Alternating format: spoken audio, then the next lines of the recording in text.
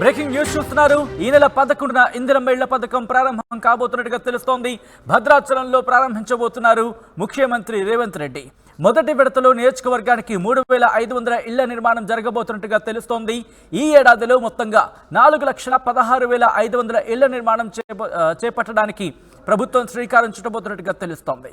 దీంతో సొంత స్థలం ఉన్న వాళ్ళకి ఇందిరమ్మ ఇళ్లు ఇచ్చేలా ప్రభుత్వం సిద్ధమవుతోంది. రెండో విడతలో ఇళ్ల స్థలాలు లేని వారికి ఈ పథకాన్ని వర్తింపజేయబోతోంది. రేషన్ కార్డు ఉంటేనే పథకానికి అర్హులు అంటూ కూడా ప్రభుత్వం చెప్పే పరిస్థితి ఉందా అంటే కనుక దాదాపు అవుననే సమాధానం వినిపిస్తోంది. త్వరలోనే మార్గదర్శకాలు, లబ్ధిదారుల ఎంపిక ఉండబోతున్నట్టుగా తెలుస్తోంది. అప్డేట్స్ తెలుసుకునే ప్రయత్నం చేద్దాం. మా ప్రతినిధి శ్రీధర్ అప్డేట్స్ అందించేందుకు లైవ్లో జాయిన్ అవుతున్నారు. శ్రీధర్, ఇందిరమ్మ ఇళ్ల పథకానికి సంబంధించి లబ్ధిదారుల ఎంపికలో ఎటువంటి అంశాలను పరిగణలోకి తీసుకోబోతోంది ప్రభుత్వం?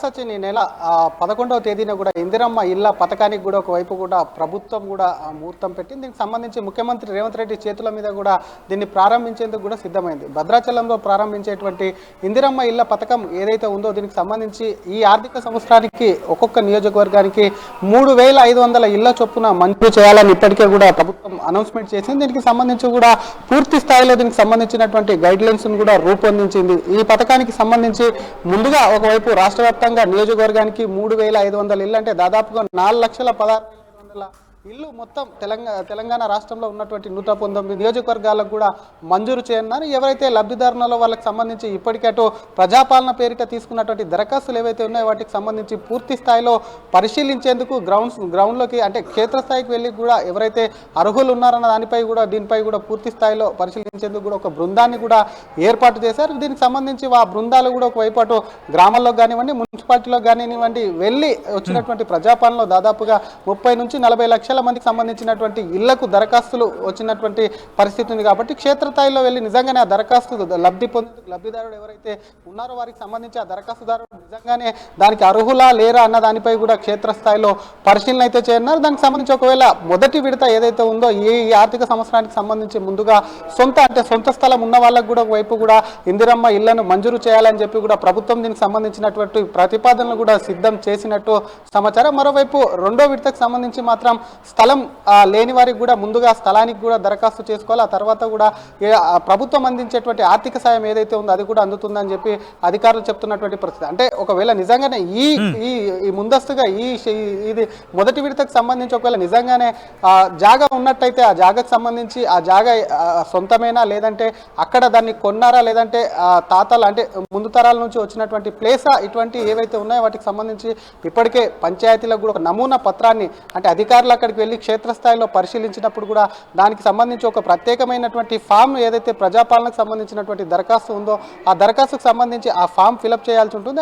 ఆ పత్రం కూడా ఇప్పటికటో పంచాయతీలకు కూడా పంపించినటువంటి సిచ్యువేషన్ ఉంది. కాబట్టి ఇందిరమ్మ కాంగ్రెస్ ఇచ్చినటువంటి ఆ గ్యారంటీలో 6 గ్యారంటీల్లో భాగంగా ఇందిరమ్మ ఇల్లు అనేది కూడా ఒక గ్యారంటీ ఉంది. దానికి సంబంధించి 100 రోజుల్లో ఒకవైపు కూడా కాంగ్రెస్ ఇచ్చినటువంటి 6 గ్యారంటీలు అమలు చేస్తామని ఒకవైపు అటు కాంగ్రెస్ అధికారంలోకి రాకముందు ఒకవైపు హామీ ఇచ్చింది. హామీలో భాగంగా మరోవైపు అటు పార్లమెంట్ ఎన్నికలకు సంబంధించినటువంటి షెడ్యూల్ వెలువడే అవకాశం ఉంది. కాబట్టి ఇందిరమ్మ ఇళ్ల పథకానికి సంబంధించి కూడా తొందరలోనే దీన్ని అమలు చేయాలని చెప్పి కూడా వడివడిగా ప్రభుత్వం అటు అడుగులు వేసి ఈ నెల 11న అటు భద్రాచలంలో కూడా ఈ పథకానికి కూడా ముఖ్యమంత్రి రేవంత్ రెడ్డి చేతుల మీదుగా ప్రారంభోత్సవం అయితే చేయనున్నారు. మరి దీనికి సంబంధించి లబ్ధిదారుల విషయంలో ఇంకా కాస్త క్లారిటీ రావాల్సింది. ఎందుకంటే రేషన్ కార్డు కానివ్వండి, ఆధార్ కార్డు కానివ్వండి, ఒకవైపు అటు క్షేత్రస్థాయిలో పరిశీలనకు వెళ్ళినప్పుడు ఏదైతే ప్రత్యేకమైనటువంటి బృందాలు ఉన్నాయో వాటికి సంబంధించి వాటి నుంచి కూడా వివరాలు సేకరిస్తారు, ఆ నంబర్లకు సంబంధించి అక్కడ ఎన్రోల్ చేస్తారు. కాబట్టి మరి మొదటి విడత కూడా ఒకవైపు కూడా రేషన్ కార్డు, ఆధార్ కార్డు ఉన్న వాళ్ళకే ఎన్రోల్మెంట్, అలాగే ఇంటి స్థలం ఉన్న వాళ్ళకే ఒకవైపు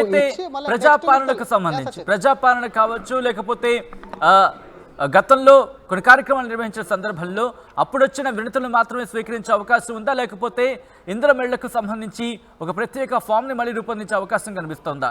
ప్రభుత్వం ఎటువంటి అంశాలను పరిశీలిస్తోంది ఈ విషయంలో?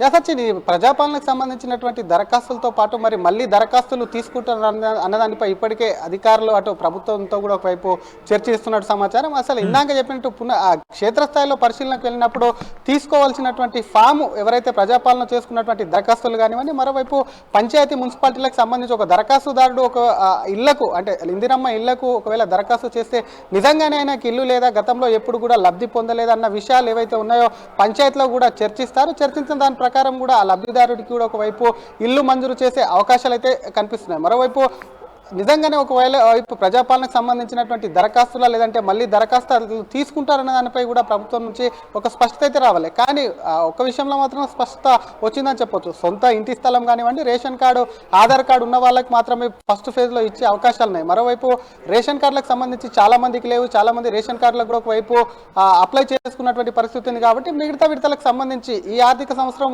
నియోజకవర్గానికి 3,500 ఇళ్ళు అయితే మంజూరు ఉంది. మిగతా విడతలకు సంబంధించి వచ్చే ఆర్థిక సంవత్సరానికి మాత్రం కొత్త రేషన్ కార్డులు ఇచ్చి మరోవైపు లబ్ధిదారులను ఎంపిక చేసే అవకాశాలు ఉన్నాయని చెప్పొచ్చు Sachin. Right Sridhar, thanks for update. So మొత్తంగా అయితే మాత్రం ఈ నెల 11న ఇందిరమ్మ ఇళ్ల పథకం ప్రారంభం కాబోతున్నట్టుగా తెలుస్తోంది. భద్రాచలంలో ప్రారంభించబోతున్నారు ముఖ్యమంత్రి రేవంత్ రెడ్డి. మొదటి విడతలో నియోజకవర్గానికి 3,500 ఇళ్ల నిర్మాణం జరిగే అవకాశం కనిపిస్తోంది. ఈ ఏడాదిలో మొత్తంగా 4,16,500 ఇళ్ల నిర్మాణం చేపట్టాలని చెప్పి ప్రభుత్వం నిశ్చయించుకున్నట్టుగా తెలుస్తోంది. సొంత స్థలం ఉన్న వాళ్ళకి ఇందిరమ్మ ఇళ్లు అంశానికి సంబంధించి ప్రభుత్వం పరిశీలిస్తున్నట్టుగా తెలుస్తోంది. ఇక రెండో విడతలో ఇళ్ల స్థలాలు లేని వారికి ఈ పథకాన్ని వర్తింపజేసేందుకు సిద్ధంగా ఉన్నట్టుగా తెలుస్తోంది. దీంతో పాటు రేషన్ కార్డు ఉంటేనే పథకానికి అర్హులుగా ప్రభుత్వం గుర్తిస్తున్నట్టుగా తెలుస్తోంది. దీంతో పాటు త్వరలోనే మార్గదర్శకాలతో పాటు లబ్ధిదారుల ఎంపిక కూడా పూర్తి చేయబోతోంది.